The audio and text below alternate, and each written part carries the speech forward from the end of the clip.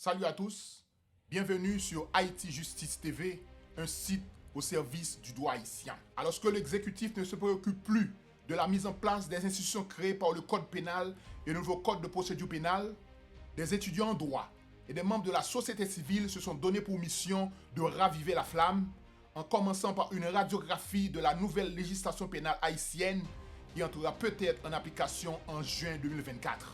Mais où sont passées les différentes commissions présidentielles créées en vue de mettre sur pied les différentes institutions prévues par les nouveaux codes? Dans l'attente d'une réponse à cette question, donnons la parole à des citoyens dévoués à cette cause qui ont leur mot à dire sur cette brûlante question. Oui, nous baisserons Tilimier. Bon yon Tilimier, mais bon yon Tilimier, pour moi ça a passé. Chers étudiants et étudiantes, chers collègues, Maître Boucher, Maître Baptiste, bonjour. Je suis Ruth Abigail Swende. Aujourd'hui, mon groupe et moi, nous avons la responsabilité. Nous avons le privilège de vous présenter un travail effectué dans le cadre du cours de procédure pénale dispensé par notre cher professeur, Maître Baptiste. Alors, nous avons eu à travailler sur une comparaison existante entre le code d'instruction criminelle, mais aussi le nouveau code de procédure pénale. De 1835 à nous vivions l'évolution de nombreuses infractions. En vue des circonstances actuelles où nous nous trouvons avec un Parlement dysfonctionnel, notre chère Constitution a donné le droit au pouvoir exécutif d'agir par décret, bien sûr de façon discrétionnaire. Ce qui nous renvoie directement au nouveau code de procédure pénale qui a fait objet d'une publication.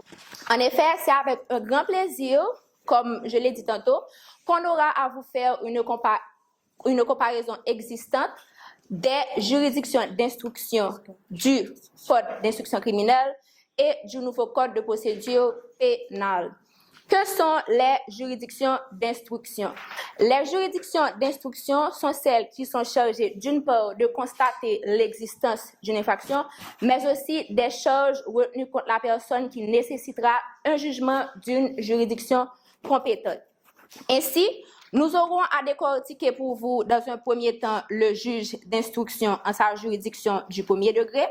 Puis, nous aurons à vous parler également de la constitution de la partie civile et de ses effets, mais aussi des transports, des saisies, des perquisitions et des interceptions. Mais également, on aura à vous exposer sur les auditions des témoins, des interrogatoires et confrontations. Nous aurons à poursuivre avec les mandats et leur exécution. Ensuite, nous aurons à discuter sur le juge des libertés, du contrôle judiciaire et de la détention provisoire. Nous aurons également à vous communiquer la commission rogatoire, de l'expertise, des nullités de l'information et pour finir, des ordonnances de règlement et de la reprise de l'information sur charge nouvelle. Ainsi, nous saurons les analogies et les dissemblances qui existent sur ces points entre le code d'instruction criminelle et le nouveau code de procédure pénale. Ainsi, je fais place à Robin Pierre pour nous présenter le juge d'instruction en sa juridiction du premier degré. Bonjour. Qu'est-ce qu'un juge d'instruction? Le juge d'instruction est un officier de la police judiciaire dont le rôle, selon l'article 48 du CIC et 188 du nouveau code, d'instruire à charge et à décharge, dont l'objectif est la recherche de la vérité. En cas de flagrant délit, il intervient directement par lui-même, nommé par le président pour une durée de 3 ans selon le code d'instruction criminelle, pour une durée de 7 ans selon le code des procédures pénales. Dans chaque tribunal de première instance, on retrouve un ou plusieurs juges d'instruction. Concernant les procédures du juge d'instruction, on les retrouve aux articles 48 du CIC et 188 du nouveau code de procédure pénale. Il intervient en cas de flagrant délit, il instruit à charge et à décharge. L'instruction préparatoire est obligatoire en matière criminelle et facultative en matière correctionnelle lorsque le délit est passible d'un emprisonnement de 5 ans. Parlons de la constitution de partie civile et ses effets. Les articles 50 à 57 du CIC et 200 à 209 du nouveau Code de procédure pénale traite la constitution de partie civile dans une procédure. D'abord, la partie civile, c'est toute personne qui s'estime victime d'une infraction pénale et qui intervient dans une procédure pour obtenir une indemnisation de son préjudice. La personne qui se constitue partie civile doit avoir subi un préjudice causé par l'infraction et ce préjudice peut être corporel, matériel ou moral. C'est à la partie civile de chiffrer le montant de son préjudice et d'apporter tous les justificatifs nécessaires pour que le tribunal puisse prendre sa décision et fixer une indemnisation. Et il est possible de se constituer partie civile devant une juridiction pénale tant qu'un jugement n'a pas été rendu. Le fait de se constituer partie civile permet à la victime d'être informée du déroulement de la procédure et d'avoir accès au dossier par l'intermédiaire d'un avocat. Nous allons établir séparément les articles du CIC et ceux du nouveau Code de procédure pénale, tout en faisant ressortir les points de dissemblance, ressemblance et de nouveauté. Au regard de ces deux codes, toute personne qui se prétend désavantagée de ses droits, soit par un crime, soit par un délit, peut porter plainte et s'y rendre devant le juge d'instruction, soit du lieu du crime, soit du lieu de la résidence du prévenu, soit du lieu où il pourra être trouvé. Toutes plaintes qui auraient été déposées devant le commissaire du gouvernement seront par lui transmises au juge d'instruction avec son réquisitoire. Et celles qui auraient été présentées aux officiers auxiliaires de police seront par eux envoyées au commissaire du gouvernement et par lui transmises au juge d'instruction toujours avec son réquisitoire. À noter qu'un réquisitoire, c'est une pièce écrite par laquelle le commissaire du gouvernement saisit le cabinet d'instruction. Et s'il s'agit d'un délit, la partie civile pourra s'adresser directement au tribunal correctionnel dans la forme qui sera ci-après réglée.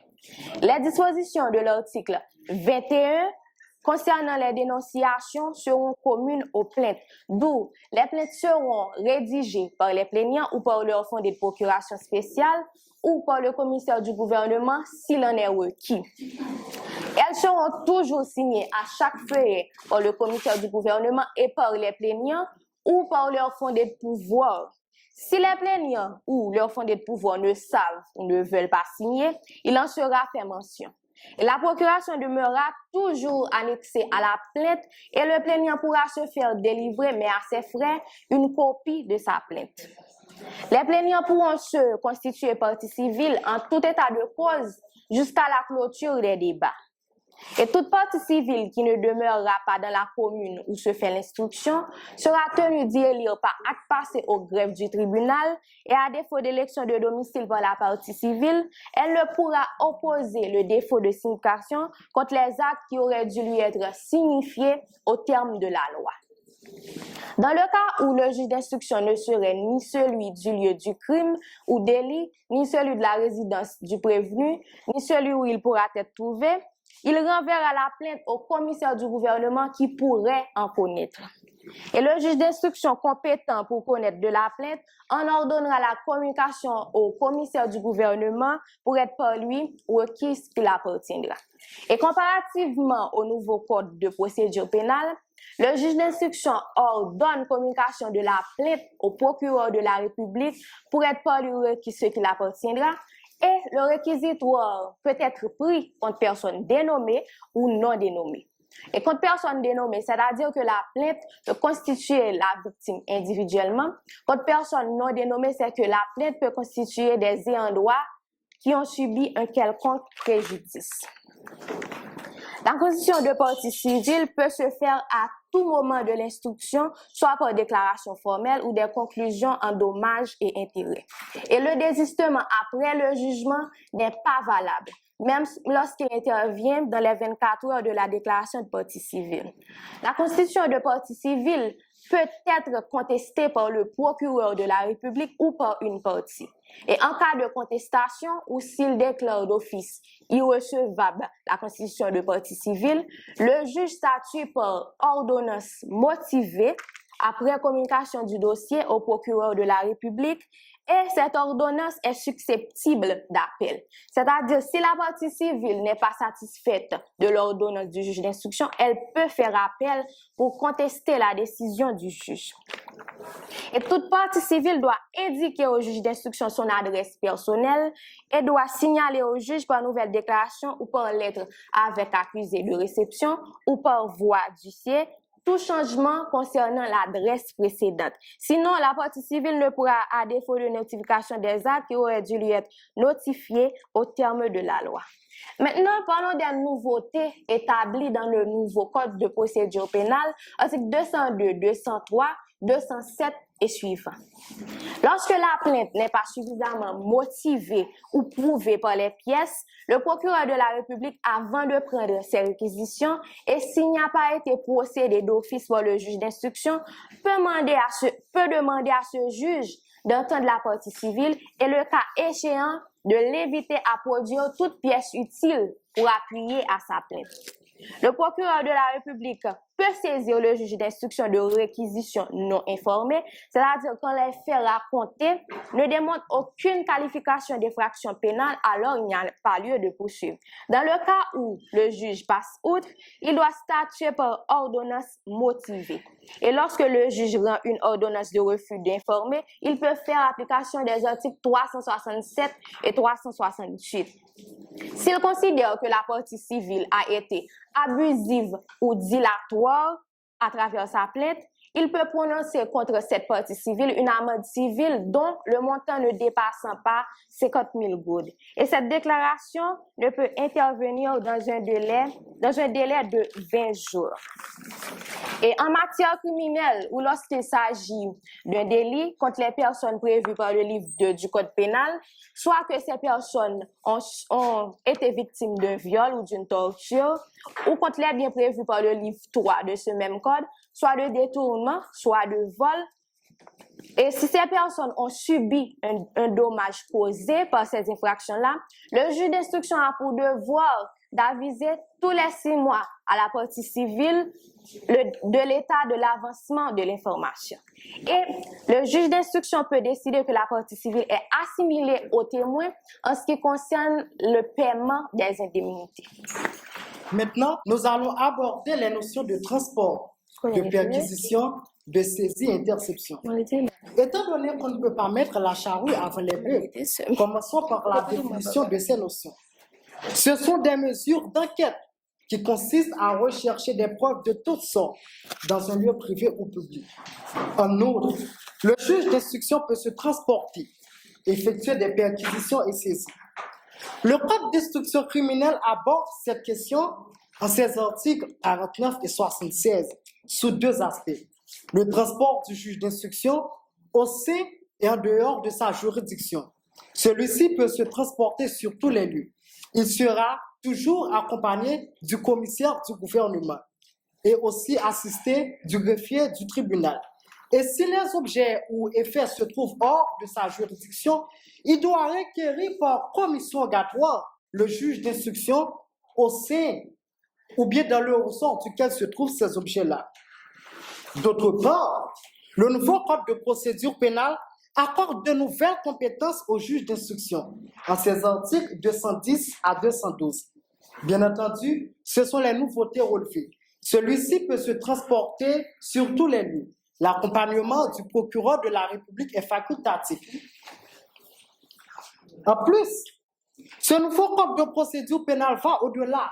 Et même sur le plan international, le juge d'instruction, dans le cadre d'une commission rogatoire, peut s'adresser à un État étranger et avec l'accord des autorités compétentes de cet État, se transporter avec son greffier pour pouvoir auditionner les témoins.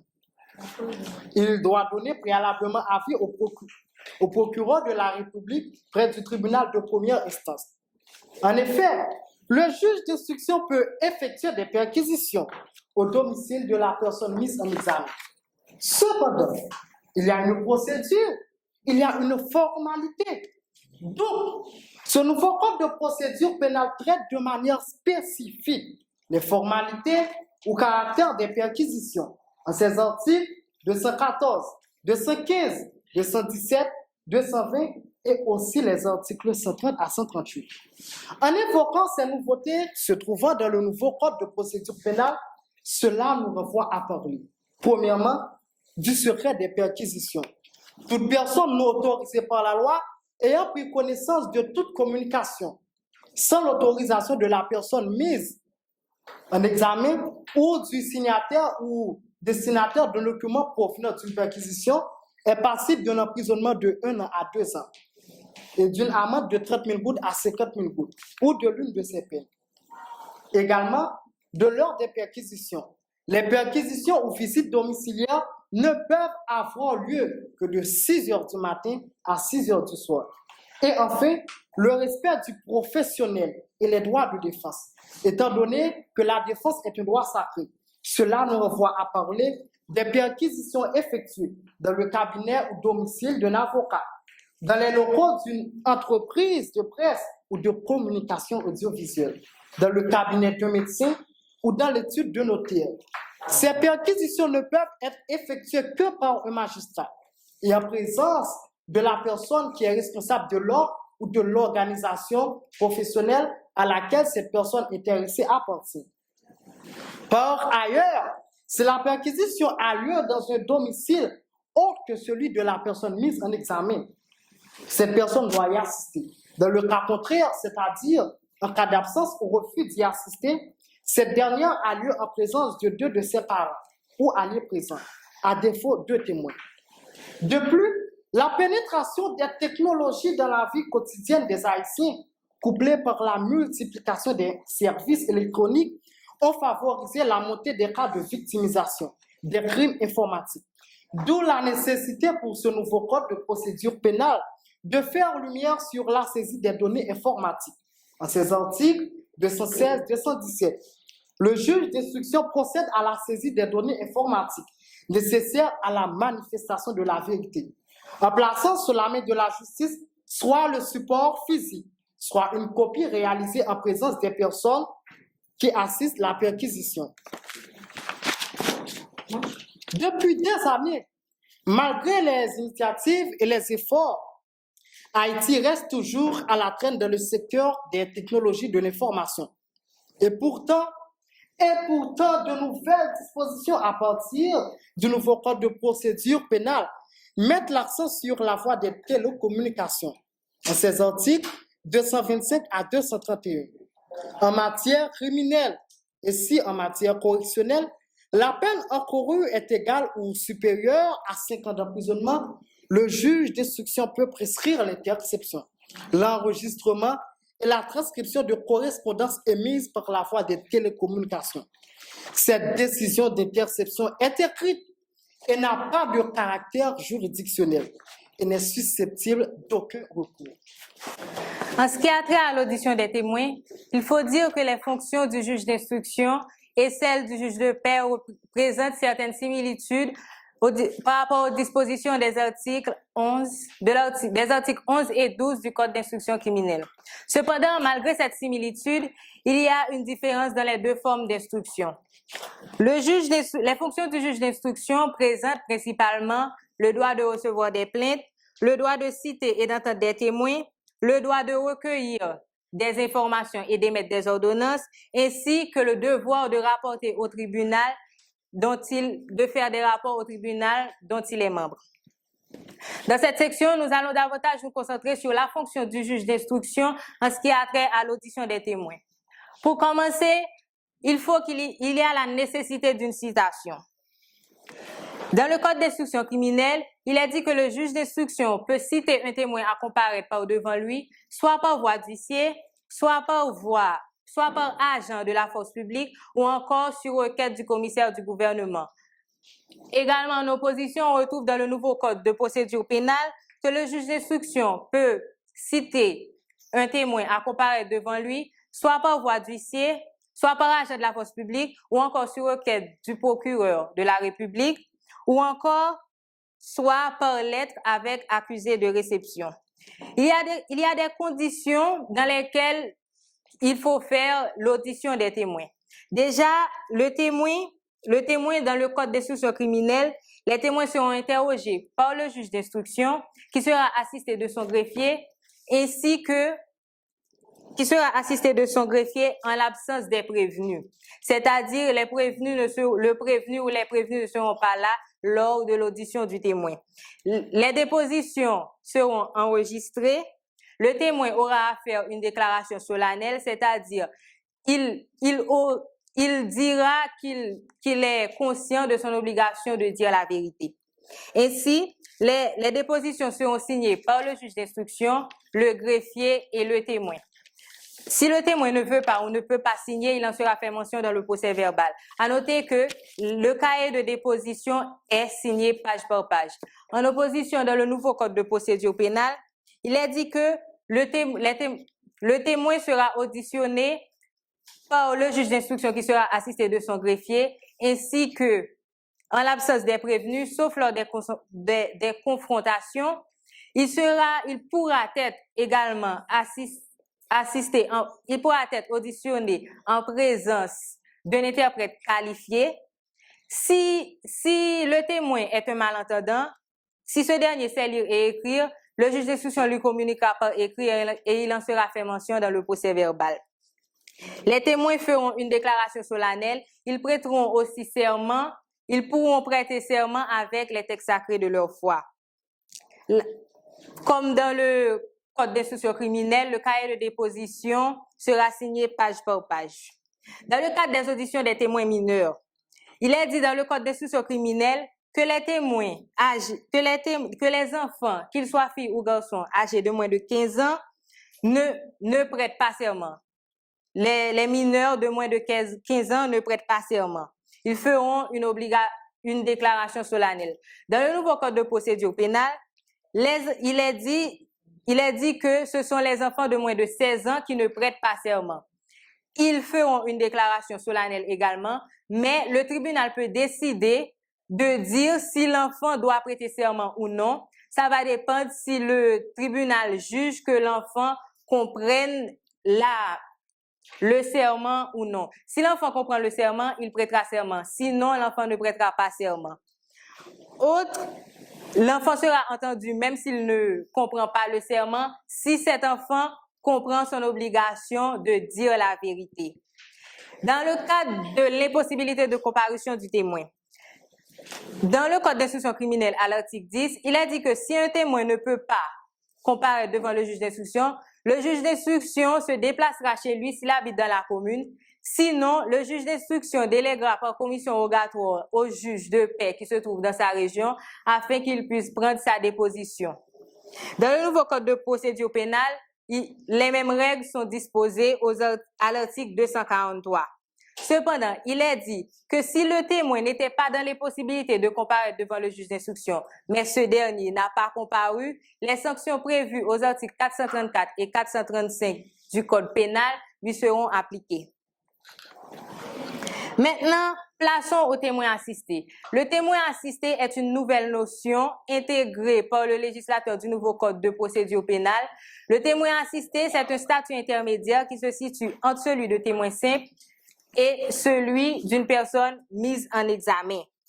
Sera considéré comme témoin assisté toute personne qui sera nommément visée par une plainte ou accusée par une victime. Il pourra être convoqué en tant que témoin assisté. Si la personne est citée dans une plainte civile, elle doit être informée de son droit de vouloir être entendue en tant que témoin assisté. Si une personne est citée dans un réquisitoire introductif ou supplétif, mais n'est pas mise en examen, cette personne ne pourra être entendue que comme témoin assisté. Et le statut de témoin assisté s'applique aux personnes qui semblent être plus ou moins impliquées dans la commission d'une infraction, mais que la justice ne dispose pas d'indices graves ou suffisants afin de faire des poursuites, faute de preuves par exemple. Le témoin assisté a des droits, notamment le témoin assisté a le droit de garder le silence. Il doit être informé de son droit de garder le silence, ainsi que de son droit d'être assisté d'un avocat qui aura accès au dossier. Le témoin assisté également a le droit de demander d'être mis en examen. Le témoin assisté ne prête pas serment et le témoin assisté ne peut pas être placé sous contrôle judiciaire ou être placé en détention provisoire. Les circonstances dans lesquelles le témoin peut être mis en examen, c'est si le témoin demande à être mis en examen ou si la justice dispose d'indices graves qui laissent à penser que cette personne puisse être impliquée dans la commission d'une infraction. Je vais vous parler du juge des libertés. Au regard de la liberté individuelle et au respect des droits fondamentaux des prévenus, le nouveau code de procédure pénale fait la désignation de cette nouvelle figure qui est le juge des libertés. Spécialement chargé de l'exécution et de la mise en détention provisoire ou définitive d'une personne mise en examen ou à défaut de la remise en liberté. Les articles 282 et suivants traitent la question. La fonction du juge des libertés est exercée par le président du tribunal de première instance. Puisqu'il existe plusieurs juges des libertés, le choix de celui-ci peut être fait, soit par la partie, soit par le ministère public, soit par le président du tribunal. Le juge des libertés est saisi par ordonnance motivée du juge d'instruction. Il est désigné pour statuer sur la demande d'une partie ou sur les réquisitions du ministère public. L'article 285 dispose « Le juge des libertés est le seul compétent pour intervenir dans une enquête. Sans le juge des libertés, il ne peut y avoir d'enquête. » Il y a une mesure qui permet de ne pas laisser libre une personne soupçonnée d'infraction. Il est décidé par un juge pénal lorsqu'un suspect ne peut pas rester libre durant une enquête ou dans l'attente de son procès. Alors, le juge prévoit des obligations que la personne soupçonnée doit respecter. Et si la personne ne respecte pas ces obligations, la personne doit être placée en détention provisoire. Et cette mesure s'arrête sur la décision du juge ou à la fin du procès ou plus tard. Maintenant, parlons de la détention provisoire. La détention provisoire, c'est quoi? La détention provisoire, désigne la privation exceptionnelle de liberté d'une personne mise en examen, c'est-à-dire la décision par laquelle une personne est mise en cause au cours de l'instruction qui s'est substituée à l'ancienne inculpation. Il y a 4 catégories de personnes qui peuvent être mises en examen. Premièrement, les personnes à l'encontre desquelles il existe des indices graves. Deuxièmement, les personnes qui, objet de mandat d'arrêt ou d'amener. Et troisièmement, les personnes qui étaient entendues comme témoins assistés et contre qui l'information a renforcé les charges. Et quatrièmement, les personnes qui, étant témoins assistés, exigent d'être mises en examen de manière à bénéficier des droits attachés à ce statut. Maintenant, revenons aux points de ressemblance et de dissemblance de la détention provisoire entre le Code d'instruction criminelle et le nouveau Code de procédure pénale. L'article 117, alinéa 2 du Code d'instruction criminelle traite 2 cas dans lesquels une personne mise en examen peut être mise en détention provisoire.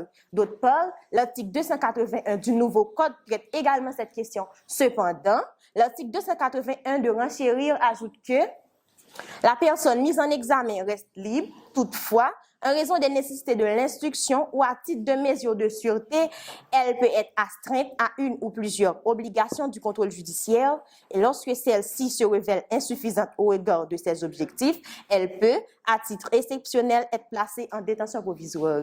Et pour ce qui est des attributions liées au juge des libertés, dans l'article 288, alinéa 2 du nouveau Code, parmi les différentes attributions liées au juge des libertés, il doit, dans les 24 heures, envoyer les pièces au greffe du tribunal, contrairement aux articles 118 et 119 du Code d'instruction criminelle, dans lesquels ces attributions sont liées au commissaire du gouvernement. Et ensuite, cet article 288, alinéa 2, permet non seulement au juge de liberté de prolonger la durée de la détention provisoire, mais aussi de rejeter une demande de mise en liberté. Et pour ce qui est de l'ordonnance du juge d'instruction, l'article 288 du nouveau Code de procédure pénale précise que le juge des libertés doit soumettre à l'ordonnance du juge d'instruction. Cette ordonnance doit comporter les considérations de droit et de fait sur le caractère insuffisant des obligations du contrôle judiciaire et le motif de la détention. Parlons maintenant de décision de détention immédiate. l'article 121 du Code d'instruction criminelle et l'article 306 alinéa 2 du nouveau Code se prononcent sur le fait que le juge d'instruction peut ordonner la détention d'une personne. Mais, selon l'article 306 alinéa 2 du nouveau Code, le juge de liberté peut ordonner aussi la libération immédiate de cette personne. Parlons maintenant du délai maximum de la détention provisoire en matière correctionnelle. La détention ne peut excéder 4 mois si la personne mise en examen n'a pas été déjà condamnée selon l'article 309 du nouveau Code de procédure pénale. Et en matière criminelle, une personne mise en examen peut être maintenue en détention pendant plus d'1 an. Dans le cas d'expiration de ce délai, l'article 311 du nouveau Code prévoit la prolongation de la détention pour une durée qui ne peut être supérieure à 6 mois par une ordonnance motivée par le juge des libertés.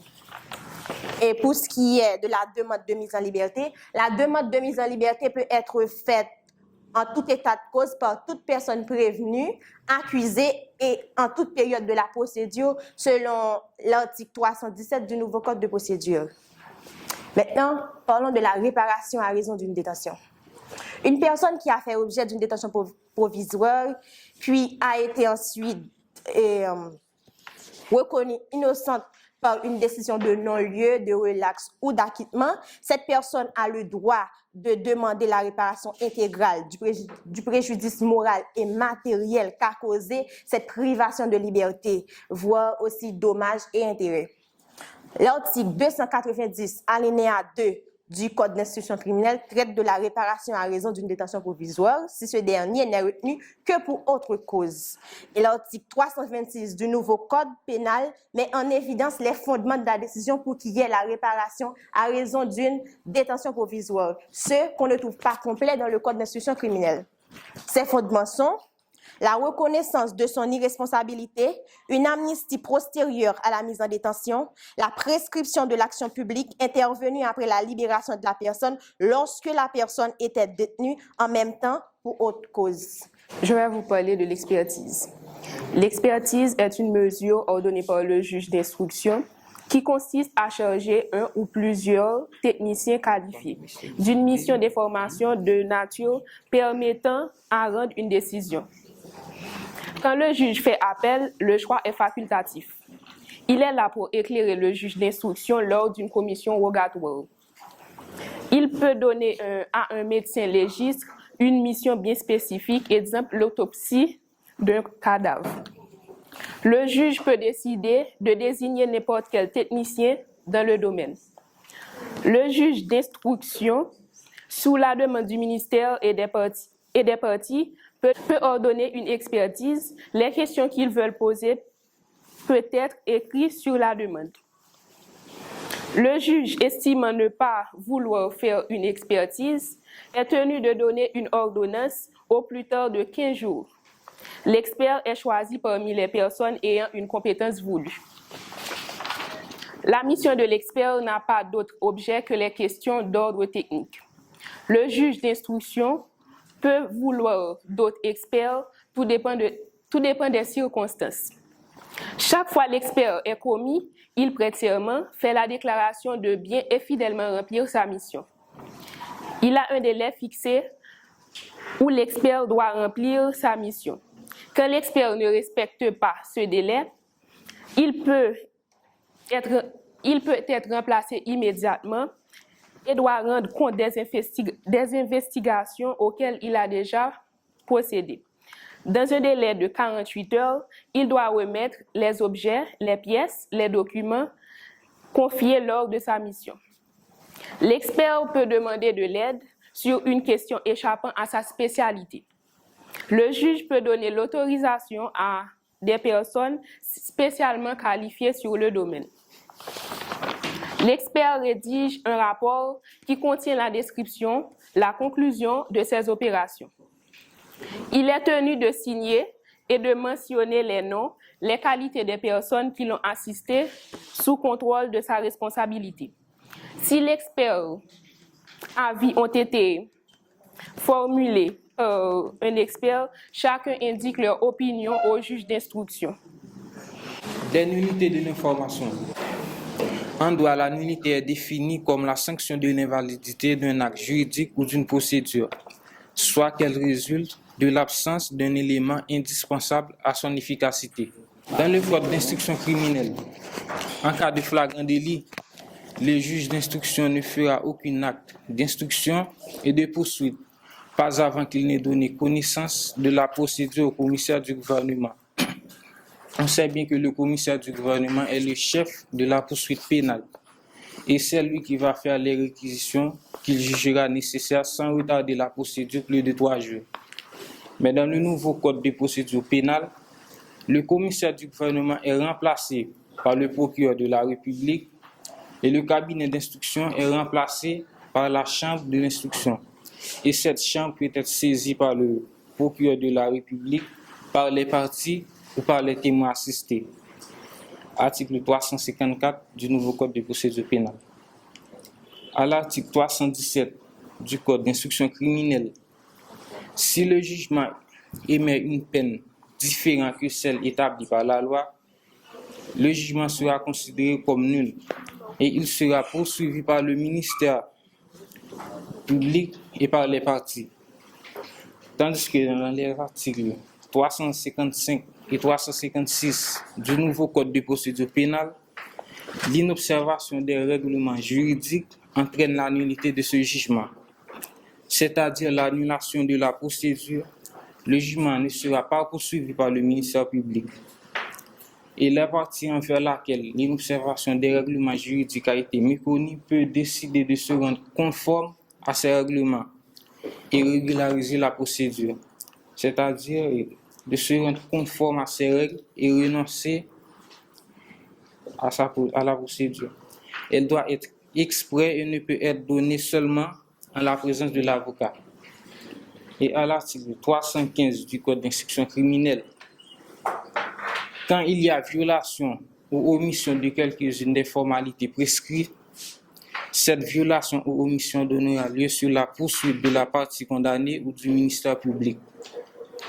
Dans le nouveau Code de procédure pénale, nous fait savoir que si une pièce est frappée de nullité, le jugement sera considéré comme nul. Les mandats et leur exécution.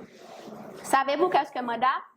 Un mandat est un acte juridique fait par le juge d'instruction qui peut prescrire qu'une personne lui soit amenée, lui soit arrêtée, lui soit placée en détention provisoire ou lui soit recherchée.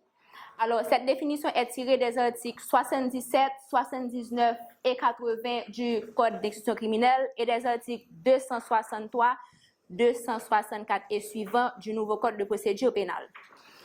Le mandat de comparution. Le mandat de comparution est un mandat qui est décerné à l'égard d'une personne qui doit se présenter par devant le juge d'instruction à une heure et à une date prescrite. Le mandat d'amener. Le mandat d'amener est un mandat qui donne ordre à la force publique de conduire par devant le juge d'instruction une personne, bien évidemment s'il existe des faits plausibles qui poussent à croire que cette personne-là a tenté de commettre une infraction ou a commis une infraction. Le mandat de dépôt. Le mandat de dépôt est un mandat qui est décerné à l'égard d'une personne qui fait objet d'une ordonnance de placement en détention. Et ce mandat-là donnera aussi ordre au chef de l'institution pénitentiaire, non seulement de retenir la personne, mais aussi de recevoir cette personne. À noter que ce mandat-là émanera non seulement du juge d'instruction, mais aussi du juge des libertés. Et le mandat d'arrêt. Le mandat d'arrêt est un mandat qui donne ordre à la force publique de rechercher une personne et ce mandat-là peut être utilisé par le juge d'instruction, soit en cas de fuite ou si la personne est à l'étranger. Mais bien évidemment, le nouveau Code de procédure pénale nous présente un dernier mandat, le 5e mandat qui est le mandat de recherche. Le mandat de recherche est un mandat qui donne ordre à la force publique de rechercher une personne, bien évidemment s'il existe des faits suffisants qui poussent à croire que cette personne-là a soit commis une infraction ou a tenté de commettre une infraction. Mais pourquoi ce mandat? Ce mandat-là, le juge d'instruction pourra s'en servir pour placer une personne en garde à vue. Bien évidemment, ça facilitera l'interrogatoire de cette personne-là. C'est parce qu'il existe moins de garanties contre les droits de la défense. Alors, le but de ce mandat-là est en quelque sorte, est de garantir les droits de la défense. Est-ce que vous voyez le tableau? Mais bon. Alors, pour conclure, après l'analyse que nous venons de faire, bien que notre travail ne se statuait pas sur l'aspect moral de ce code, mais plutôt sur le maniement de l'instruction, le nouveau code de procédure pénale peut être appliqué dans le cadre de l'instruction en Haïti. Mais bien avant de croire que ce code-là peut être appliqué en Haïti, alors à noter que j'ai aucun problème aux groupes ou aux personnes qui ont dit que ce code-là ne reflète pas la réalité sociale. Je suis d'accord parce que, bien évidemment, ça peut entraîner des inégalités et aussi des injustices au sein même de la mise en œuvre de la justice pénale. Je suis d'accord. Mais mon groupe et moi, notre travail, comme je l'ai dit tantôt, se stagiaire sur l'instruction. Donc, on est d'accord à ce que ce code-là soit appliqué en Haïti dans le cadre de l'instruction. Mais avant, certaines conditions qu'on estime capitales doivent être résolues. Par exemple, la désignation de quelques fonctionnaires juridictionnels et aussi, on doit résoudre les problèmes alors que je peux citer importants, par exemple, la défectuosité en formation professionnelle, c'est-à-dire que les professionnels du droit et les professionnels du système judiciaire ne sont pas formés assez, ne participent pas assez de la mise en œuvre de ce nouveau code. Sans parler des problèmes d'infrastructure insuffisantes, mais que c'est important, et pour finir, des problèmes socio-politiques. Alors, ces problèmes-là, bien évidemment, peuvent affecter l'application de ce code, tels que les troubles civils, les troubles politiques. Alors, comme je l'ai dit tantôt, mon groupe et moi, dans le cadre des instructions des juridictions d'instruction, on est d'accord à ce que ce code-là soit appliqué en Haïti.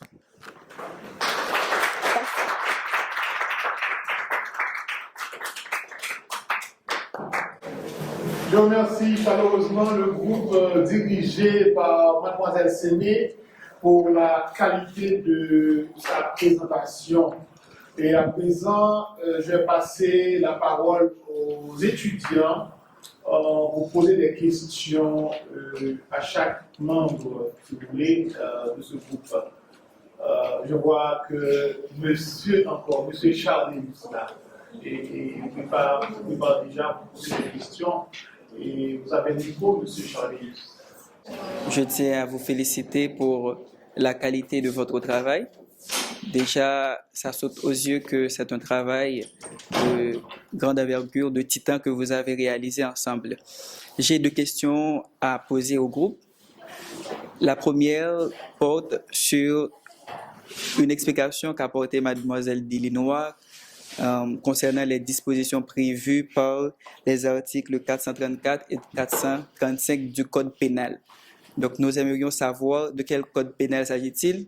Est-ce qu'il s'agit de celui annoté par M. Patrick Pierre-Louis et Menin Pierre-Louis, ou encore du code pénal français ou américain, je ne sais pas. Donc, j'aimerais que vous nous disiez de quel code il parle et quelles sont les dispositions prévues par ces 2 articles-là. Et ma deuxième ou encore ma seconde question s'adresse toujours au groupe. J'ai cru comprendre que, qu'en matière d'instruction, le juge d'instruction n'est... Alors, vous avez peut-être mis de côté le juge d'instruction pour le substituer au juge des libertés. Donc, qu'est-ce que vous vouliez dire par là? Parce que je suis un peu perdu. Est-ce que vous avez retiré ou bien enlevé la fonction de juge d'instruction au juge d'instruction pour l'octroyer ou bien l'allouer au juge des libertés ou encore au juge de la poursuite? Qu'est-ce que vous vouliez dire par là? Pour commencer, nous nous sommes consultés, nous serons 2 à répondre à vos questions, M. Charléus.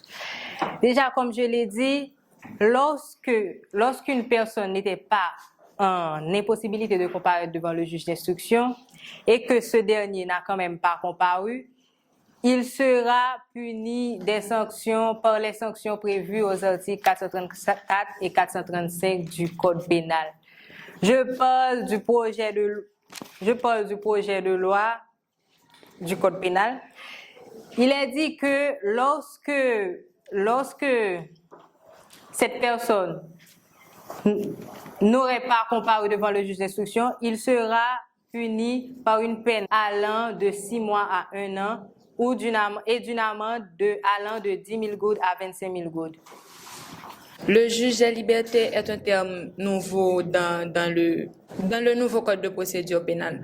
On n'a pas écarté le juge d'instruction, mais dans le nouveau code de procédure pénale, on parle des juges d'instruction et du juge des libertés. Alors, pour ajouter à ce que vient de dire Barbara, le juge d'instruction sera toujours présent dans le nouveau code de procédure pénale. Mais le juge des libertés est un terme nouvellement inclus, c'est un terme nouveau ajouté par le nouveau code de procédure pénale. À noter que le juge d'instruction sera chargé d'instruire une affaire pénale, mais le juge des libertés, c'est lui qui aura à statuer sur les décisions, soit de placement en détention provisoire ou de remise en liberté.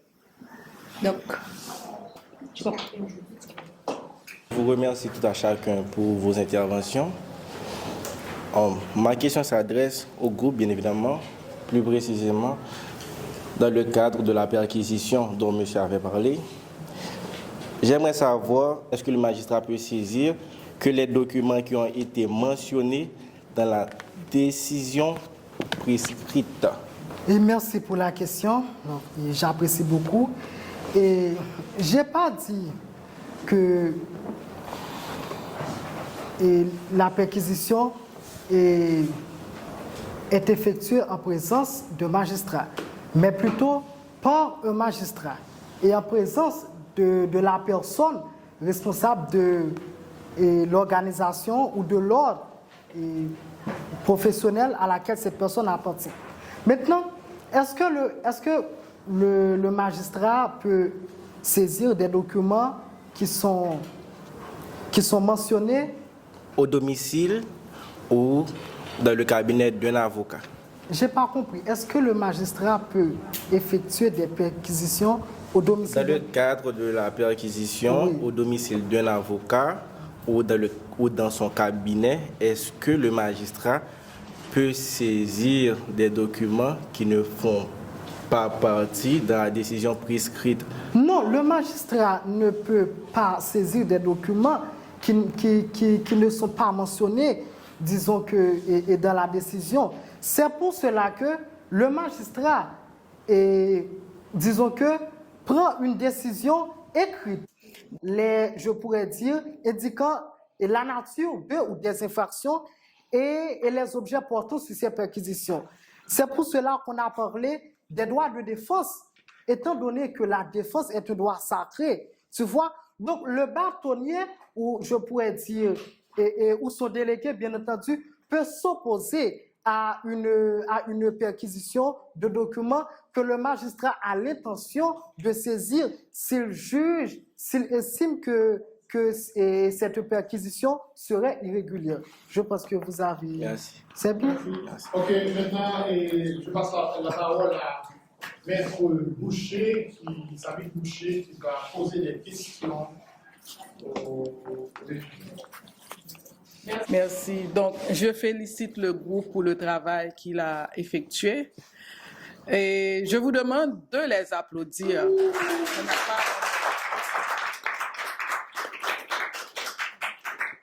Et ils ont travaillé en coordination. J'ai vu que chacun savait à l'avance ce qu'il allait présenter. Donc, félicitations, chapeau.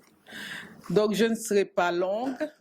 Ma question, est-ce que selon vous, puisque vous avez présenté la juridiction d'instruction, est-ce que vous pensez que, dans le parallèle que vous venez de faire, est-ce que les pouvoirs du juge d'instruction, à travers la réforme, est-ce que ces pouvoirs sont plus renforcés ou diminués par rapport au CIC? Oui, et bien entendu que oui. Et ces pouvoirs sont renforcés par rapport au nouveau code de procédure pénale. Donc, vous allez voir que et dans le code d'instruction criminelle, le juge d'instruction avait certaines limites. Par exemple, et dans certaines limites, il ne pouvait pas se transporter sur toute l'étendue du territoire national pour pouvoir effectuer des perquisitions. Donc, dans le nouveau code de procédure pénale, il peut se transporter sur toute l'étendue du territoire national. Et comme je l'ai dit tantôt, il peut même s'adresser à un État étranger pour pouvoir aller auditionner des témoins. Et en plus, je pourrais dire que le juge d'instruction, on a élargi, bien entendu, les compétences du juge d'instruction, puisqu'il peut saisir de tout organisme ou de toute personne, disons, qui, bien entendu, si les nécessités de l'enquête l'exigent, qui sont, je pourrais dire, qui possèdent des documents et qui pourraient bien être utiles à une enquête. Donc, c'est l'avis des autres du groupe. Vous pensez que les pouvoirs du juge sont renforcés dans le nouveau code?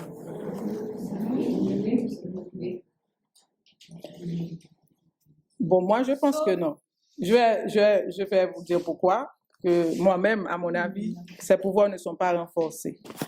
Vous parlez de ces pouvoirs qui sont renforcés parce qu'il a plénitude de juridiction maintenant. C'est-à-dire, plénitude de juridiction, ça veut dire qu'il peut aller au-delà de la juridiction dans laquelle il est affecté. Mais même quand le juge n'était pas affecté dans toutes les juridictions, mais il pouvait toujours donner commission rogatoire à son homologue pour faire un travail pour lui. Donc, ce n'est pas ça, les pouvoirs. Donc, il pouvait toujours faire le travail, mais en donnant commission à un autre homologue. Et deuxièmement, vous dites qu'il peut s'adresser à un État étranger. Bon, c'est vrai que le CIC qui date de 1835 ne faisait pas mention de cette possibilité, mais les lois spéciales donnaient cette possibilité aux juges d'instruction à travers justement la loi sur le trafic illicite de stupéfiants, sur le blanchiment de capitaux, la traite des personnes, etc. Le juge avait les pouvoirs justement d'aller vers les magistrats étrangers. Donc pourquoi moi-même je dis que ces pouvoirs sont diminués et non renforcés? Parce que dans le CIC, le juge d'instruction, c'était le seul juge qui pouvait mettre quelqu'un en dépôt quand il voulait, dès qu'il arrête.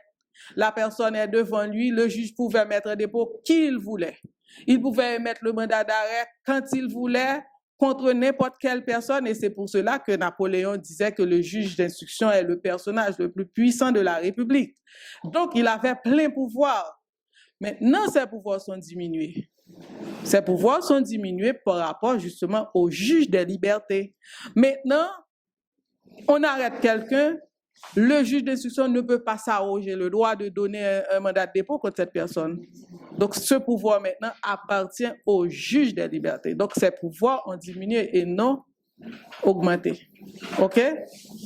Permettez-moi de vous dire, Maître Boucher, que je ne suis pas d'accord avec vous.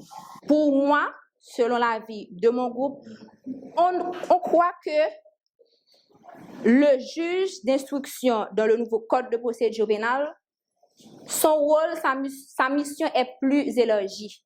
Alors, ce que je comprends dans la présentation, la position de Maître Boucher, c'est que maintenant, le juge d'instruction n'a plus le pouvoir d'arrêter, de mettre en prison, de mettre en détention. C'est ça la différence. C'est-à-dire que lorsque le juge d'instruction n'a plus ce pouvoir, il y a un juge des libertés qui doit décider de l'opportunité ou pas de placer en détention. C'est ça. J'imagine que c'est là qu'elle se focalise pour parler et pour dire que le juge, il y a une diminution du pouvoir du juge d'instruction. Vous voyez, et en Haïti, c'est ainsi. Si on ne peut pas arrêter, si on ne peut pas mettre en prison, on n'est pas chef. Vous voyez, c'est dans cet esprit-là, mais sinon, il y a son pouvoir, je peux dire quelque part, le pouvoir du juge d'instruction a été élargi puisqu'il peut aller partout en Haïti pour enquêter. Il n'a même pas besoin d'utiliser la commission rogatoire. S'il le souhaite, s'il le sent, il peut aller directement de par lui-même effectuer tout acte utile. C'est dans ce contexte, je peux dire également, son pouvoir est renforcé, mais par le fait qu'il n'est pas en mesure, qu'il n'a plus ce pouvoir de de placer en détention, moi, je ne suis pas sûr que ça soit une diminution de ses pouvoirs. Aux États-Unis, par exemple, où il y a common law, et quand on arrête, on peut déjà acheter, entre guillemets, sa liberté provisoire en payant une caution, vous comprenez? Comme le groupe, le pouvoir du juge d'instruction a été renforcé. Il est en mesure d'aller partout en Haïti pour effectuer des enquêtes. Cependant, je suis d'accord également avec M. Boucher, parce qu'il y a une diminution des pouvoirs du juge d'instruction, parce qu'il peut faire la pression, il peut mettre la pression en plaçant en détention. Pour placer en détention maintenant, il doit s'adresser à un autre magistrat qui est le juge de la liberté pour présenter l'élément qui peut décider ou non. Vous voyez, c'est là, entre guillemets, je peux parler d'une certaine diminution, mais triste diminution. Voilà. Okay. Moi, je ne dirais pas que ses pouvoirs sont élargis. Je dirais de préférence qu'il a plus de missions. Par exemple, ses pouvoirs sont également diminués parce que dans le code d'instruction criminelle, le juge avait 3 mois pour faire son instruction, alors que dans le nouveau code, si au-delà de 4 mois, il ne rend pas une ordonnance, la personne qui est en détention peut toujours introduire une action par devant le juge des libertés pour demander sa libération. Donc, ses pouvoirs sont diminués. Parce actuellement, quelqu'un peut avoir 6 ans en détention et rien ne peut se faire contre ce juge. Alors que dans le nouveau code, le juge ne peut plus le faire. C'est pour ça que moi-même, si vous allez en détail dans les missions, dans les pouvoirs du juge, vous allez voir que ces pouvoirs sont diminués. En plus, dans les commissions rogatoires, vous avez évoqué les commissions rogatoires. Avant, il pouvait donner commission rogatoire uniquement à son homologue, et son homologue pouvait donner commission rogatoire à un juge de paix qui n'habitait pas dans une commune où habite un témoin, seulement à des faits d'audition, alors que dans le nouveau code, il peut donner maintenant commission rogatoire à n'importe quel officier de police judiciaire. Donc, c'est pour ça que j'ai dit que les pouvoirs du juge sont diminués. Dans le cas des perquisitions, dans le code d'instruction criminelle, le juge d'instruction seulement pouvait faire les perquisitions. Même s'il donnait commission rogatoire à un homologue, mais c'est seulement dans le cadre des auditions de témoins. C'est seulement lui qui pouvait faire les perquisitions. Alors que dans le nouveau code, il n'est pas obligatoire que c'est lui qui fasse les perquisitions. Dans une commission rogatoire, les officiers de police judiciaire peuvent maintenant faire les perquisitions. Donc, quand vous allez dans les détails, vous allez voir que ses pouvoirs ont diminué. Peut-être qu'il a plus de missions, mais ses pouvoirs ont beaucoup diminué. Donc, je n'ai plus de questions parce que l'heure avance. Oui. Merci de poser nos questions là, madame. Parfait, ça va faire ça. Bon travail qu'il a fait. Moi également, je remercie chaleureusement le groupe de l'INSEE. Je remercie chaleureusement le groupe de Mademoiselle Séné. Vous avez fait un très bon travail. Si je vais départager les groupes, vous voyez, je n'ai même pas posé de question, puisque ils ont tout dit. Bien que dans le travail, il y a quelques coquilles que je pense que je peux quand même les conseiller de revoir parce qu'ils en auront besoin dans le futur. Mais vous avez fait un travail de qualité, vous qui avez exposé aujourd'hui. Ça me fait très plaisir de voir, de constater que vous avez pu le comprendre. En plus, ouais.